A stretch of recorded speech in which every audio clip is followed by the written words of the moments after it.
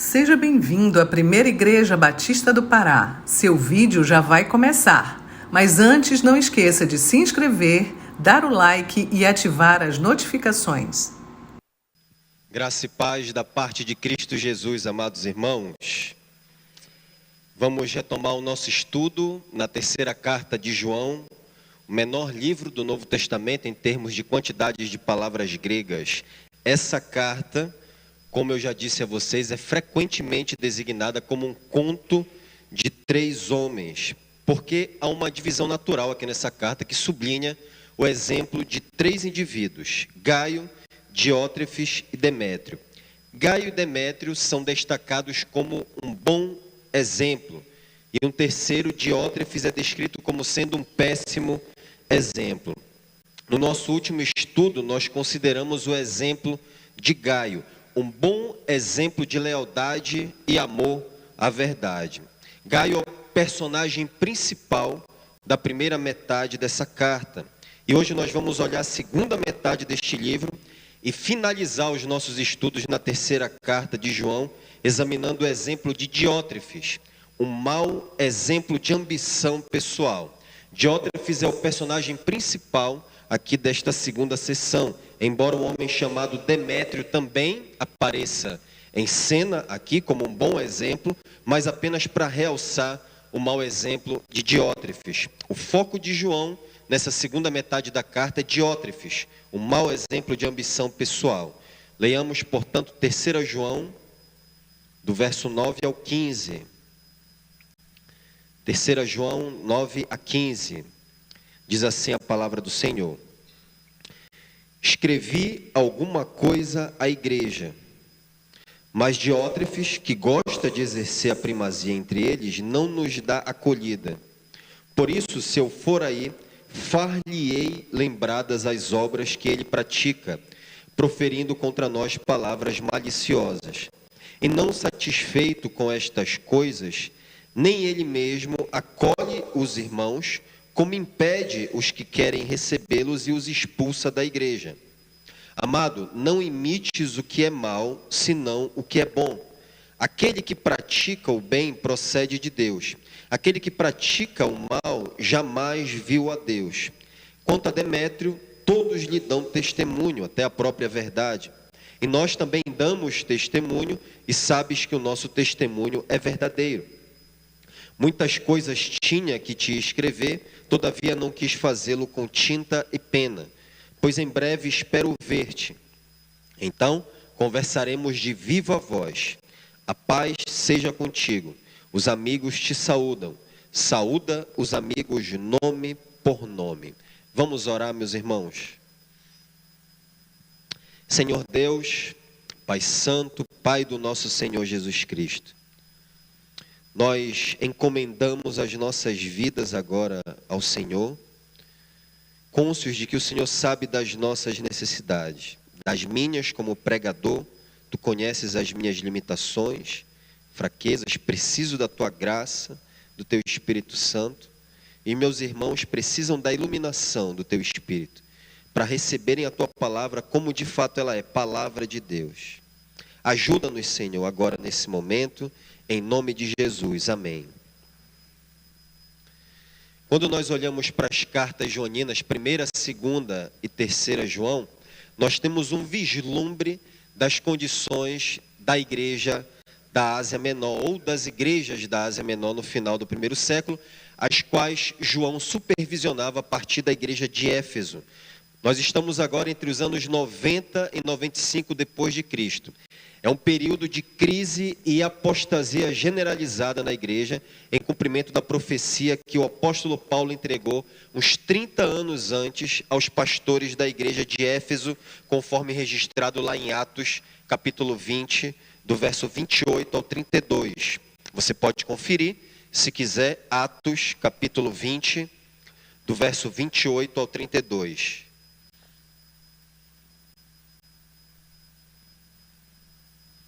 Atos 20, 28 a 32, diz assim: Paulo falando aos pastores da igreja de Éfeso: cuidem de vocês mesmos e de todo o rebanho sobre o qual o Espírito Santo os designou como bispos, para pastorearem a igreja de Deus, que ele comprou com o seu próprio sangue. Sei que depois da minha partida, lobos ferozes penetrarão no meio de vocês e não pouparão o rebanho. E dentre vocês mesmos se levantarão homens que torcerão a verdade a fim de atrair discípulos. Por isso vigiem, lembrem-se de que durante 3 anos jamais cessei de advertir cada um de vocês disso, noite e dia com lágrimas.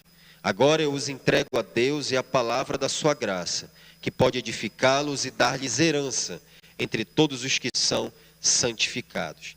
Então essa é a profecia de Paulo. Surgirão falsos mestres na igreja de Éfeso, alguns de fora da igreja, alguns de dentro da própria igreja, líderes ambiciosos, e eles vão atacar a doutrina e vão questionar e negar os ensinamentos dos apóstolos. Eles vão buscar desviar as ovelhas e arruinar a igreja tanto quanto possível. E você vê isso se cumprindo não muito tempo depois na igreja de Éfeso, durante a liderança do jovem pastor Timóteo naquela igreja que sucedeu Paulo. Paulo deixou Timóteo ali para continuar os trabalhos. E as 3 cartas joaninas mostram que os ataques dos lobos vorazes alcançaram outras igrejas além da igreja de Éfeso no findado primeiro século. Em 2ª e 3ª João, nós temos, em 2 João, melhor dizendo, nós temos falsos mestres perambulando o mundo afora. Isso também é verdade quanto a 1 João. E em 3 João, nós temos um líder ambicioso dentro da igreja. Um homem orgulhoso que amava a primazia.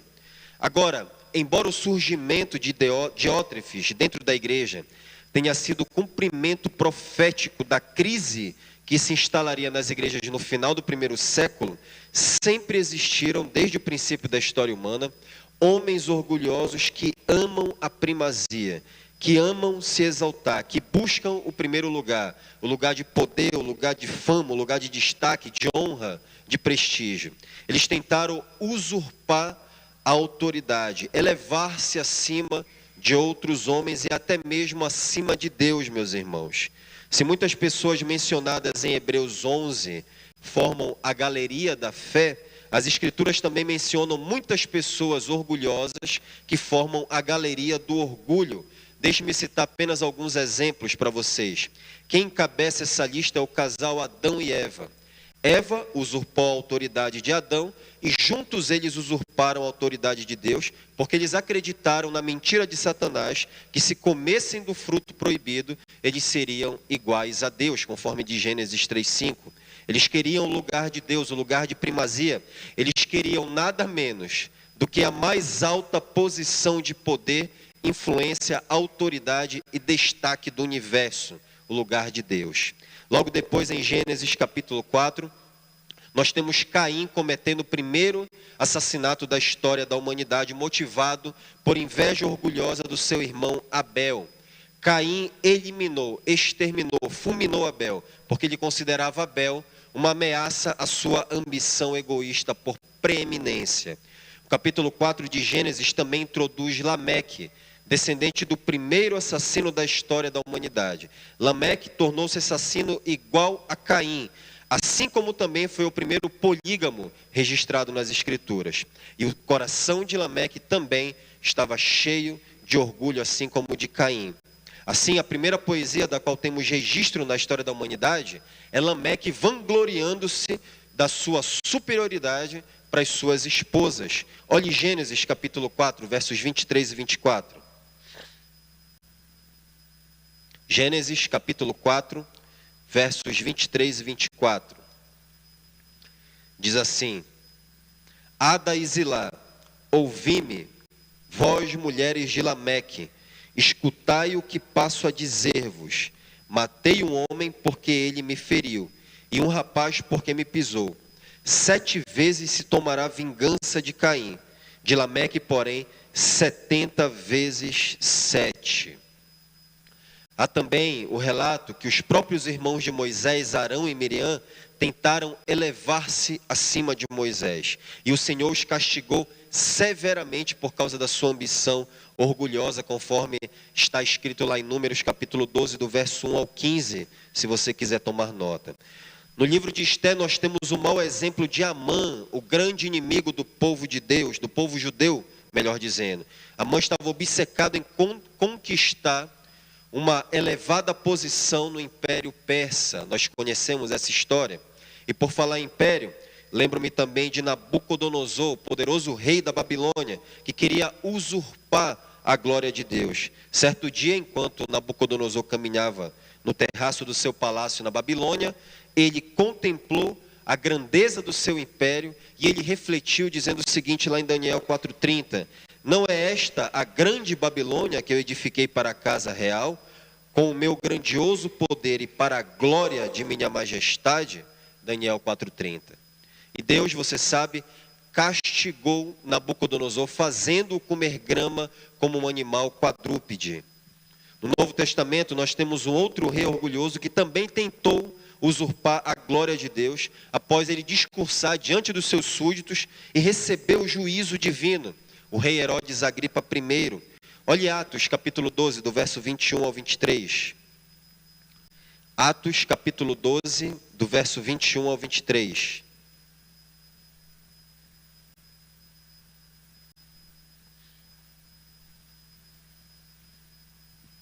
Atos 12, 21 a 23 diz assim: em dia designado, Herodes, vestido de trajo real, assentado no trono, dirigiu-lhes a palavra, e o povo clamava: é voz de um Deus e não de homem.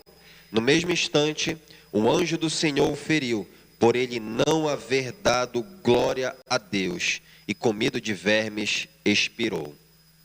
Nos evangelhos nós temos os fariseus, um grupo de homens arrogantes que mataram Jesus por causa de inveja orgulhosa. Eles amavam o primeiro lugar. E Jesus disse a respeito deles lá em Mateus, capítulo 23, do verso 5 ao 7, o seguinte: ouça, você conhece esse texto.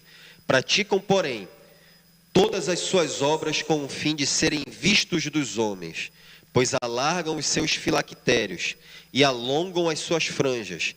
Amam o primeiro lugar nos banquetes e as primeiras cadeiras nas sinagogas, as saudações nas praças e os serem chamados mestres pelos homens. E a ambição orgulhosa, meus irmãos, foi um problema até mesmo entre os discípulos. Nós vemos isso lá em Mateus capítulo 20, do verso 20 ao 21. Quando a mãe dos filhos de Zebedeu pede para que um se sente à direita de Jesus e o outro à esquerda. Você conhece também esse texto. E cada um desses casos que eu mencionei anteriormente sucederam o primeiro caso de orgulho do universo, quando Satanás procurou exaltar-se acima de Deus e o pecado entrou no mundo. E na terceira carta de João, o apóstolo acrescenta mais um homem na galeria dos orgulhosos que buscaram a primazia, que buscaram preeminência. O versículo 9, volte agora para a terceira João. O versículo 9 da terceira carta de João marca uma mudança abrupta aqui no tom da carta. Se do versículo 1 ao 8, João rasgou elogios à maneira como Gaio conduzia-se em verdade, em amor, a partir de agora, o tom de João é de severa reprovação contra o procedimento egoísta de Diótrefes, que ao contrário da atitude altruísta de Gaio, que recebia missionários, ele recusa-se a ser hospitaleiro e proíbe os membros da igreja de fazê-lo. Gaio é o direto oposto de Diótrefes, meus irmãos. Gaio amava as pessoas, enquanto Diótrefes amava a si mesmo. Gaio hospedava os missionários, enquanto Diótrefes os rejeitava. Gaio cooperava com missões, enquanto Diótrefes era indiferente e antagônico, estava em oposição constante. Gaio andava na verdade, enquanto Diótrefes andava no orgulho. Gaio alegrava extremamente João, enquanto Diótrefes entristecia profundamente o apóstolo. E o cerne da má conduta de Diótrefes, meus irmãos, é descrito por João no versículo 9. Escrevi alguma coisa à igreja, mas Diótrefes, que gosta de exercer a primazia entre eles, não nos dá acolhida. O problema de Diótrefes aqui, de João, é o desejo de primazia, que ficou bastante evidente na ocasião em que o apóstolo escreveu, abre aspas, alguma coisa à igreja, fecha aspas. E isso diz respeito a uma correspondência anterior à igreja na qual Diótrefes exercia liderança. E o assunto dessa carta, com toda a probabilidade, meus irmãos, era uma recomendação para que a igreja a quem João estava escrevendo auxiliasse os missionários enviados por João a partir da igreja de Éfeso, a principal igreja da Ásia Menor. Essa carta está perdida, não foi preservada, talvez porque Diótrefes tenha interceptado o documento e o destruído. Então João descreve precisamente a raiz da conduta de Diótrefes. Ele gosta de exercer a primazia. A palavra grega aqui traduzida como primazia é uma única palavra no grego. Em português nós temos 3 palavras, no grego apenas uma. E essa palavra no grego é resultado da união de 2 palavras gregas. Philos, que significa gostar ou amar, e proteuon, que significa primeiro. Juntas elas significam literalmente gostar ou amar, ser o primeiro. A ideia de alguém que almeja ardentemente, está à frente e acima dos outros. Olhe como outras traduções em português trazem esse sentido, deixam bem claro. Almeida Corrigida e Fiel, que procura ter entre eles o primado. Almeida Edição Contemporânea, que gosta de ser o principal entre eles. A NVI diz que gosta muito de ser o mais importante entre eles. A NVT diz de maneira semelhante, que gosta de ser o mais importante. A King James atualizada, que gosta de ser considerado a pessoa mais importante entre eles. E a Darby Version uma versão em inglês, diz que ama o primeiro lugar. Quando João aqui, meus irmãos, diz que Diótrefes ama ser o primeiro, a palavra primeiro ou primazia é usada apenas uma vez na Bíblia, quando Paulo se refere à preeminência de Cristo sobre todas as coisas. Olhe Colossenses capítulo 1, verso 18. Colossenses capítulo 1, verso 18.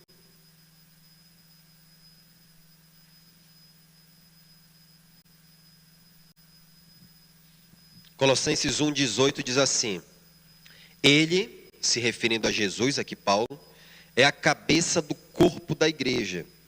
Ele é o princípio, o primogênito de entre os mortos, para em todas as coisas ter a primazia. Primazia aqui significa ser o primeiro, manter o primeiro lugar. É a ideia aqui de alguém classificado acima de todos os outros, está num lugar de destaque acima de todos. Então Diótrefes estava em oposição, em antagonismo, não apenas em relação a João e Gaio, mas também ao próprio Deus, meus irmãos, que deseja que em todas as coisas Cristo tenha a primazia e ninguém mais. Diótrefes estava sedento por posição, por poder, por destaque. O tempo presente dessa palavra no grego indica que isso era um padrão constante na vida de Diótrefes, na conduta dele. Ele queria usurpar o lugar do próprio Cristo, que é o cabeça, o chefe da igreja. O comportamento de Diótrefes, meus irmãos, é o oposto de João Batista, que disse: convém que ele, Jesus Cristo, cresça e eu diminua. E Diótrefes, meus irmãos, foi tão longe em sua arrogância que ele não aceitou que João, na qualidade de apóstolo, o último apóstolo vivo no final do primeiro século, ordenou à igreja. Se Diótrefes não respeitava a vontade de Deus, quem dirá a vontade de João, meus irmãos? O que Diótrefes ignorava, porém, é que João recebeu a autoridade de Cristo para falar as palavras de Deus e em nome de Deus. Assim, Diótrefes estava arrogantemente, orgulhosamente, rejeitando a autoridade do próprio Cristo na igreja, mediada através do apóstolo João. Quanta loucura, meus irmãos, quanta soberba maligna de Diótrefes. Alguns acreditam que pelo fato de esta carta ter sido escrita no final da era apostólica, a rebeldia de Diótrefes à autoridade de João, o último apóstolo vivo, pode indicar um período de transição e tensão semelhante, guardadas as devidas proporções, a que existe quando o missionário estrangeiro transfere as responsabilidades de liderança à liderança nativa, à liderança local. O desejo de primazia de Diótrefes pode ter relação também com a sua origem social. O nome Diótrefes não era tão comum quanto Gaio. O significado de Diótrefes é criado ou alimentado por Zeus, bebê de Zeus, filho adotivo de Zeus. Alguns comentaristas sugerem que esse nome era usado exclusivamente pela aristocracia grega, pela elite social. Se isso é correto, então o comportamento arrogante de Diótrefes pode ter sido cultivado nesse ambiente de nobreza e de prestígio social. Há quem diga também que foi o antagonismo de Diótrefes em relação à autoridade do apóstolo que contribuiu para o estabelecimento do bispado monárquico no início do século II, quando aceitou-se que um só bispo tivesse autoridade sobre um grupo de pastores ou um grupo de presbíteros. Será que Diótrefes contribuiu para isso? Deus o sabe. De qualquer forma, em Diótrefes nós temos o mesmo espírito de domínio despótico e autoritário do bispado monárquico. Então, a raiz da má conduta de Diótrefes, que estava provocando dissensões na igreja, meus irmãos, era o desejo de primazia, a avidez em ser o primeiro, o mais importante.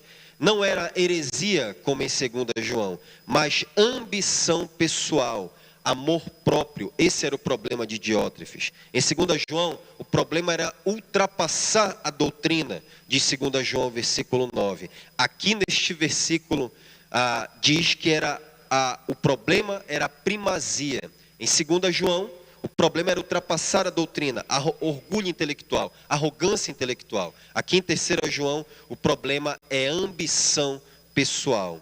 A relevância disso para nós mesmos, meus irmãos, consiste em que crentes ambiciosos, que buscam engrandecimento pessoal, perturbam e prejudicam a igreja tanto quanto os hereges.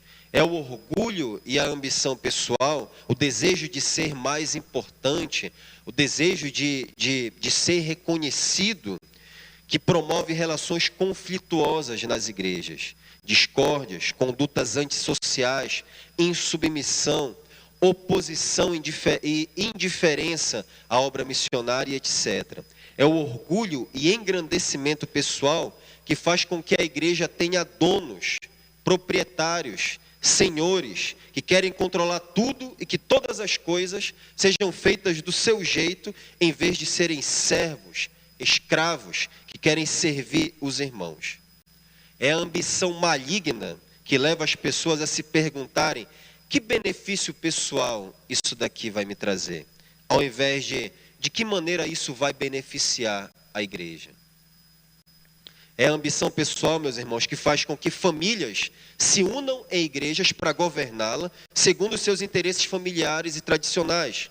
É a ambição pessoal que faz com que a igreja, às vezes, se pareça mais como uma empresa, com pessoas competindo pelos postos mais altos, como no mercado de trabalho, do que com irmãos considerando uns aos outros como superiores a si mesmos. Fiquei sabendo de um pastor do interior que queria perpetuar sua liderança na igreja, embora os membros desejassem seguir com o processo de sucessão pastoral. E segundo eu fui informado, ele se recusou a deixar a casa pastoral e se apossou de alguns bens da igreja, alegando ter algum direito sobre aquilo que ele ajudou a construir.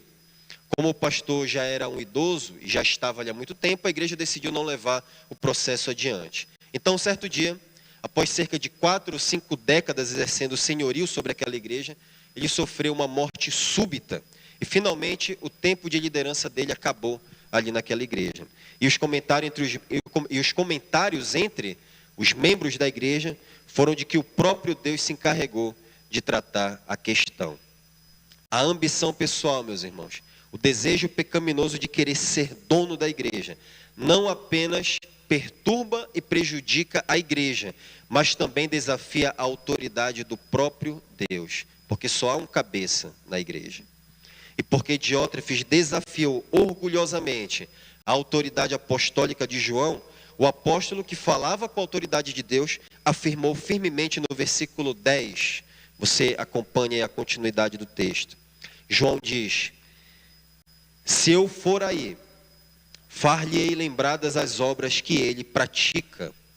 João, meus irmãos, não estava disposto a ignorar o apóstolo do amor, não estava disposto a ignorar a petulância e insubmissão de Diótrefes contra a sua autoridade apostólica. João queria expor as más obras de Diótrefes diante da igreja em ato disciplinar. O Novo Testamento diz que os líderes que vivem na prática do pecado devem ser disciplinados publicamente na igreja. Leia 1 Timóteo, capítulo 5, do verso 19 ao 20.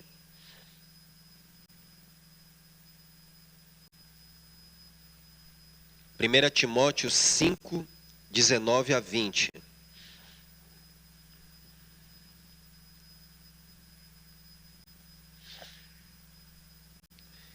Diz assim: não aceites denúncia contra presbítero, senão exclusivamente sob o depoimento de 2 ou 3 testemunhas. Porque os líderes estão mais expostos a críticas, a acusações. Não é qualquer crítica que deve ser levada em conta, mas quando isso é comprovado e sob essa regra aqui. Quanto aos que vivem no pecado, repreende-os na presença de todos, para que também os demais temam. É a orientação de Paulo a Timóteo. Quando Paulo também teve a sua autoridade apostólica desafiada por alguns rebeldes na igreja de Corinto, ele, assim como João, não estava disposto a ignorar este desafio à sua autoridade. Olhe 1 Coríntios capítulo 4, versos 18 e 19. 1 Coríntios 4, versos 18 e 19.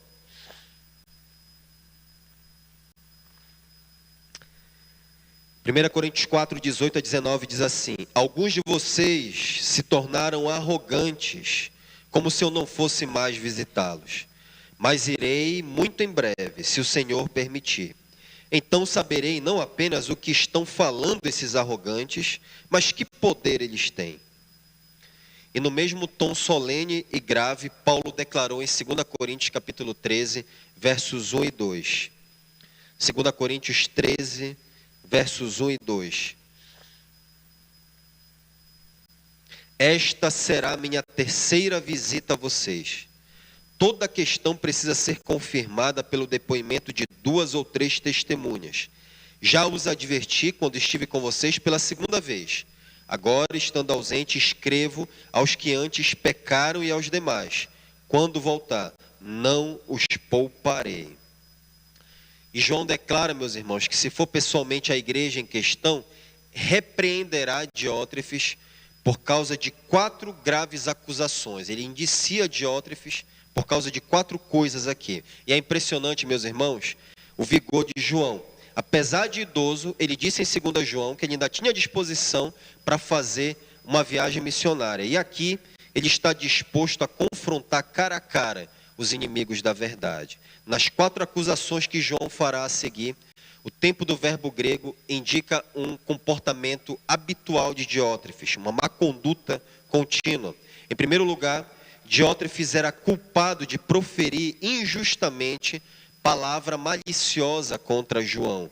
João diz no versículo 10, na continuidade do versículo 10, proferindo contra nós palavras maliciosas. É típico da ambição pessoal, meus irmãos, assassinar a reputação das pessoas para tentar manter ou alcançar o primeiro lugar. Como os ambiciosos não podem conquistar ou se manter na posição de destaque por meio de um caráter humilde e de bom testemunho, eles usam a estratégia de denegrir e destruir a imagem de outros líderes a fim de conquistar a confiança de outras pessoas. Quando sentem que sua posição está ameaçada, eles falam palavras maliciosas e mentirosas contra os servos de Deus. E isso é próprio do diabo. Quem é o acusador dos irmãos? Não é o diabo? Quem é o defensor? Não é Jesus? Com certeza esse espírito não é o espírito cristão. Em segundo lugar, não satisfeito em agredir verbalmente João, Diótrefes não fornece hospitalidade aos irmãos em uma atitude desafiadora à autoridade do apóstolo. Siga o fluxo do versículo 10. E não satisfeito com estas coisas de João, nem ele mesmo acolhe os irmãos. Diótrefes via outros pregadores do evangelho, meus irmãos, como uma ameaça à sua posição de liderança. E ao fazer isso, ele também estava desobedecendo a palavra de Deus, visto que as escrituras ordenam que nós demonstremos hospitalidade. E as escrituras também condenam a vaidade e a inveja. Oscar Wilde conta a seguinte história. Atravessava o diabo certa vez o deserto da Líbia. quando se encontrou com um grupo de pessoas que se ocupavam em atormentar um ermitão. Este se mantinha inalterável em meio às suas dores e sofrimentos.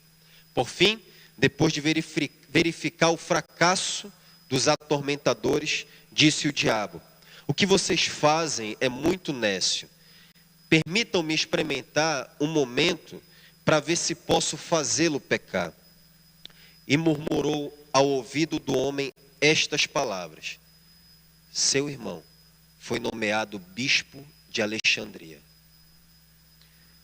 Um gesto maligno de inveja, meus irmãos, nublou imediatamente o semblante até então sereno do ermitão. Este é um dos meios mais eficazes de tentar os ministros de Deus, disse o diabo. Eu o recomendo. A ambição pessoal, meus irmãos, a insegurança e a inveja andam de mãos dadas e têm destruído muitos crentes que amam o primeiro lugar, assim como Diótrefes. E essa é uma brecha através da qual o diabo entra na igreja para semear discórdias, rebeldia e insubmissão. Em terceiro lugar, além de rejeitar a hospitalidade aos pregadores itinerantes do evangelho, Diótrefes, diz João na sequência do versículo 10, impede os que querem recebê-los. Nisso vemos o abuso de autoridade de Diótrefes. Ele estava exercendo aqui controle pessoal e sistemático sobre os membros da igreja, a fim de se certificar quem eram os membros que estavam acolhendo os pregadores itinerantes enviados por João. Mas enquanto Diótrefes desafiava a autoridade de João com essa atitude, Gaio desafiava ao mesmo tempo a autoridade abusiva de Diótrefes, porque Gaio continuava a receber os missionários obedecendo à verdade e não Diótrefes. E aqueles que desafiaram a autoridade de Diótrefes, mostrando hospitalidade para com os missionários enviados por João, foram desligados da igreja. Fosse pouco impedir os que desejam mostrar hospitalidade, Diótrefes foi ainda mais longe no abuso da sua autoridade, na sua maldade, e os expulsa da igreja de João, no final do versículo 10. E talvez Gaio, meus irmãos, tenha sido um dos que foi expulso por Diótrefes. Daí a razão de João escrever a Gaio para encorajá-lo a continuar exercendo seu ministério de hospitalidade, sem se deixar intimidar pelas maldades de Diótrefes, sem se deixar levar pelo temor de homens. O comportamento sectário de Diótrefes, meus irmãos, a sua insubmissão à liderança apostólica, as suas palavras maliciosas contra João, a sua atitude não acolhedora aos missionários e a eliminação violenta de qualquer oposição à sua liderança só pode ser explicada em termos de orgulho e ambição pessoal. Não havia, queridos, nenhum problema doutrinário no que respeita aos missionários enviados por João, muito menos em relação a João, que era um apóstolo revelando a verdade de Deus no final do primeiro século. Tudo girava em torno do orgulho, do medo de perder poder. As relações de Diótrefes eram baseadas em sua ambição pessoal. Por outro lado, as relações pessoais de João e Gaio eram baseadas se a pessoa obedecia à verdade ou não. O teste era se a pessoa cria ou não na pessoa e obra de Cristo. O teste era a pessoa de Jesus Cristo. Se a pessoa dizia que cria em Cristo, mas vive na prática do pecado, não tem comunhão. Esse era o teste para João. Mas o teste para Diótrefes era diferente, era preferência pessoal. A ambição orgulhosa age assim, meus irmãos, baseando a comunhão, não segundo as verdades fundamentais da palavra, não segundo a doutrina de Cristo, mas de acordo com preferências pessoais, afinidades relacionais, se gosta ou não da personalidade da pessoa, amizades e questões doutrinárias secundárias com as quais concordam. Em outras palavras, a comunhão é baseada em interesses próprios, se as pessoas servem aos seus propósitos ambiciosos e pessoais. O amor próprio, meus irmãos, e interesses pessoais viciam as relações. As pessoas começam a construir uma teologia e prática em torno dos seus interesses egoístas. e a justificar isso, afrouxando as Escrituras, mantendo esse tipo de comunhão. Após listar as más condutas pelas quais pretende repreender Diótrefes, se for pessoalmente a igreja em questão, João aconselha Gaio a não imitar Diótrefes, versículo 11. Amado, não imites o que é mal, senão o que é bom. Aquele que pratica o bem procede de Deus. Aquele que pratica o mal jamais viu a Deus. Como eu já disse a você, o ser humano ele aprende por imitação. E nós nos tornamos iguais àqueles a quem nós imitamos.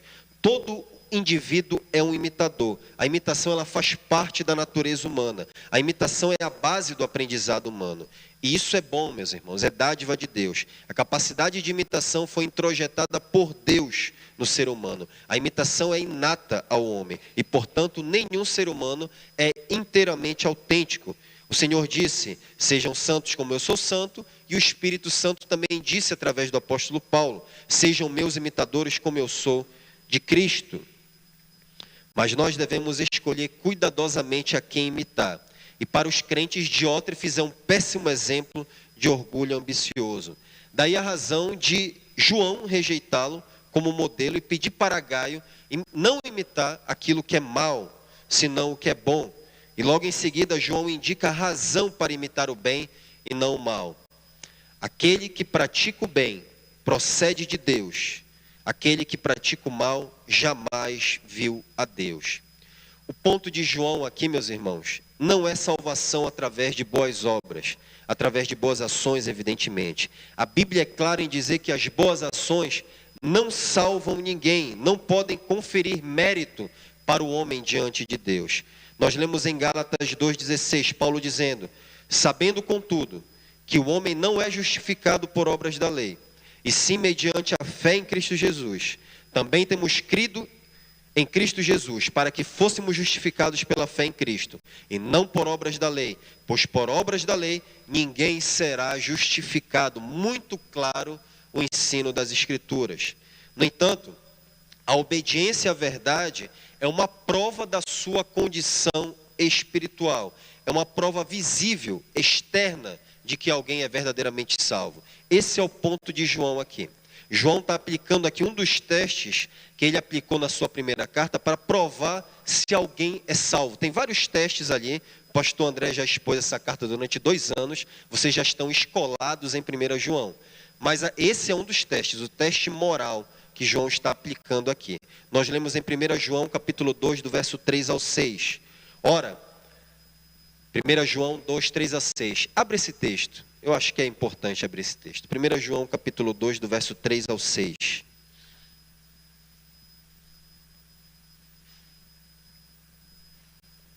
Diz assim, ora, sabemos que o temos conhecido por isto, se guardamos os seus mandamentos. Aquele que diz, eu o conheço e não guarda os seus mandamentos, é mentiroso, e nele não está a verdade. Aquele, entretanto, que guarda a sua palavra, nele verdadeiramente tem sido aperfeiçoado o amor de Deus. Nisto sabemos que estamos nele. Aquele que diz que permanece nele, esse deve também andar assim como ele andou.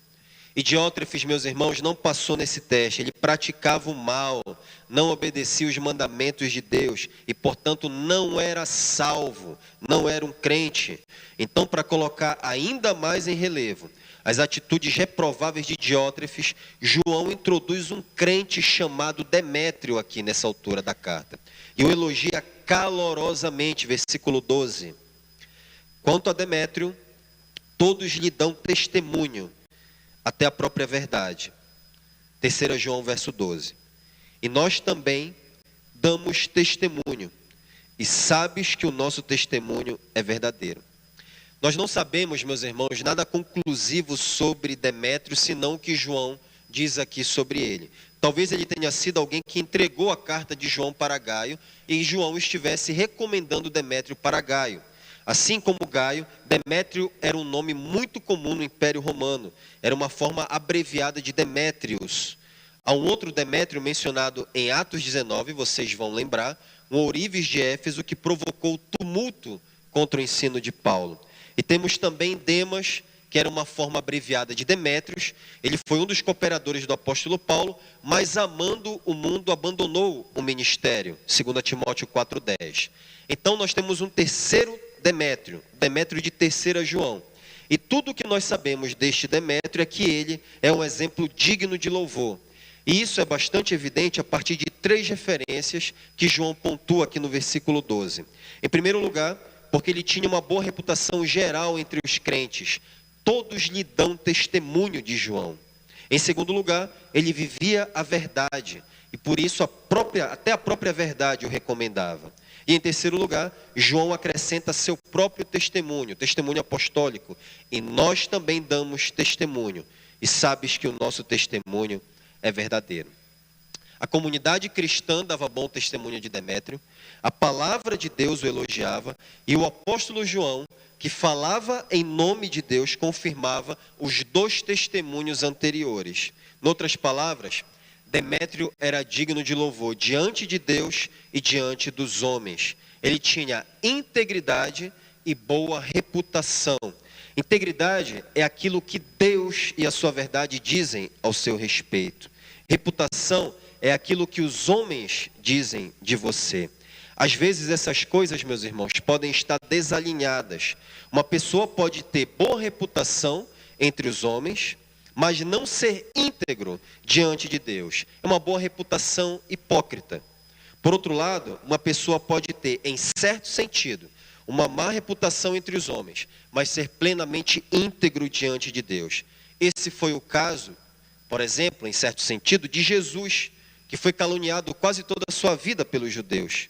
Semelhante foi o caso de Paulo, também perseguido, caluniado, não tido em boa conta pelos judeus. E aqui nesta carta, João é quem está, em algum sentido, com a reputação arranhada por causa das palavras maliciosas de Diótrefes. Mas tanto Jesus, em seus dias de ministério terreno, quanto Paulo e João eram íntegros diante de Deus. E Jesus, evidentemente, tinha integridade num nível de perfeição muito acima do que qualquer homem jamais poderia alcançar, meus irmãos. Ele é o próprio Deus. É digno de nota que a má reputação em questão não é uma má reputação em função da prática do pecado. É uma reputação por causa de palavras maliciosas e calúnia de religiosos e descrentes. Essa é a má reputação que está em questão aqui. É uma má reputação que não condiz com a realidade, não condiz com a integridade. Demétrio, no entanto, de acordo com João, tinha as 2 coisas nesse contexto: integridade e boa reputação, em contraste com Diótrefes, que não tinha nenhuma das 2 coisas, nem integridade, nem boa reputação. E deixe-me dizer uma coisa a você: quando nós buscamos integridade, meus irmãos, Deus cuida da reputação. Não significa que você não deve cuidar da sua reputação, mas você deve se preocupar muito mais com a sua integridade. Seguramente o desconhecido Demétrio jamais imaginou, enquanto buscava viver uma vida íntegra diante de Deus, que a sua vida seria registrada nas Escrituras como um exemplo digno de louvor para todas as gerações. Demétrio não imaginava isso, com certeza. Ele estava apenas fazendo aquilo que um crente deveria fazer, obedecendo a verdade, inclusive nas pequenas coisas. E aqui o Senhor o honrou, colocando o nome dele para toda a posteridade nas Escrituras. Pois bem, tudo que João disse até aqui foi suficiente para preencher uma folha inteira de papiro de cerca de 20 por 25 centímetros, o tamanho de um livro. Embora o apóstolo ainda tivesse muitas coisas que escrever, muito mais do que poderia caber numa folha de papiro, ele decide concluir essa carta. Por quê? Diz ele no versículo 13. Não quer continuar a fazê-lo com tinta e pena, diz o apóstolo. E assim como em 2 João, a razão de João interromper a comunicação escrita é porque ele tem em vista um meio de comunicação mais eficaz, a comunicação oral. Ele diz no versículo 14: pois em breve espero ver-te, então conversaremos de viva voz. Até aqui, a conclusão de 3 João é semelhante à de 2 João. O sentido geral é idêntico, embora com ligeiras diferenças de termos. 2 João diz papel e tinta, 3 João diz tinta e pena, mas o sentido é o mesmo. Mas também há diferenças entre as 2 conclusões. Em 3 João, ao contrário de 2 João, o apóstolo não faz o acréscimo para que a nossa alegria seja completa, depois dele dizer que deseja conversar de viva voz com Gaio? Será que João não se alegraria ao visitar Gaio, assim como se alegraria ao visitar a senhora a quem escreveu a sua segunda carta? É claro que sim. Claro que João se alegraria. Ele já havia dito no versículo 3 que tinha imensa alegria em receber notícias de que Gaio estava andando na verdade. Assim, talvez João tenha omitido a expressão para que a nossa alegria seja completa, porque a visita à igreja local da qual Gaio era membro seria dura e difícil por causa de Diótrefes. Não seria uma conversa fácil. Talvez João não tivesse esperança de que Diótrefes fosse atender a sua repreensão. Daí o desejo de despedida adequado do apóstolo e que difere da sua segunda carta. A paz seja contigo. É a mesma saudação que Jesus deu aos discípulos após ressuscitar, que envolve a paz com Deus e a paz uns com os outros. Essa é uma oração apropriada, meus irmãos, em favor de Gaio, considerando que ele era membro de uma igreja, de uma congregação conflituosa e cujo líder religioso era orgulhoso e despótico.